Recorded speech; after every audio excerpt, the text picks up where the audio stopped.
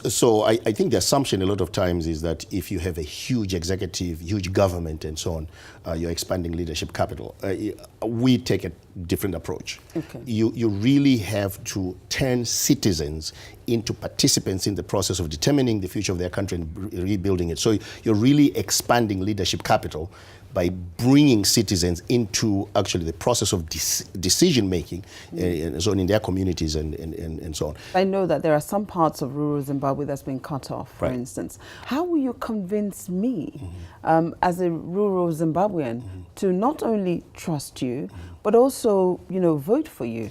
Convince me. You've got to go there, so that's one critical thing. You have to go into all these rural communities in spite of the difficulties and engage people in those communities. I believe, is it Ziamba? Ziambi, yes. And they are, how would you get to them? How do you get around this what you've just spoken about? You have to defy whatever they do. And, some of us really need to get it in our heads that this is actually a revolution. You actually have to fight for that, because what happened with Ziambi is that we had actually been scheduled to have a rally in Zimba. We actually had police clearance to do that, and then he sent a message to people in the rural district council and said no political party is allowed to have a meeting here until after the election.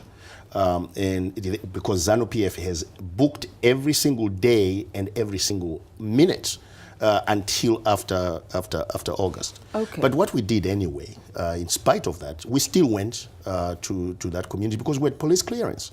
And we went right to the ward level and we talked to people at ward level, and they're tired of this nonsense. And so what you have to do is you have to go there. You have to have the courage to defy what they're going to do. One of the areas that I'm concerned about is that we know that the Zimbabwean currency, for instance, it's non-existent. Right. So the economy has completely fallen, to nothing.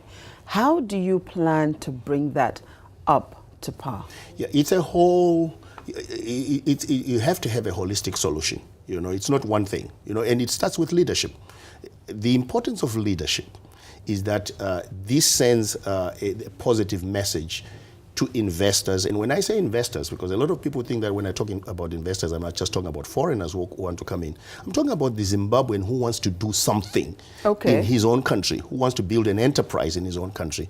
If there's the right leadership, if you have the right policy environment, predictable policy environment, and you have the rule of law, then you send the right messages to people who you want to invest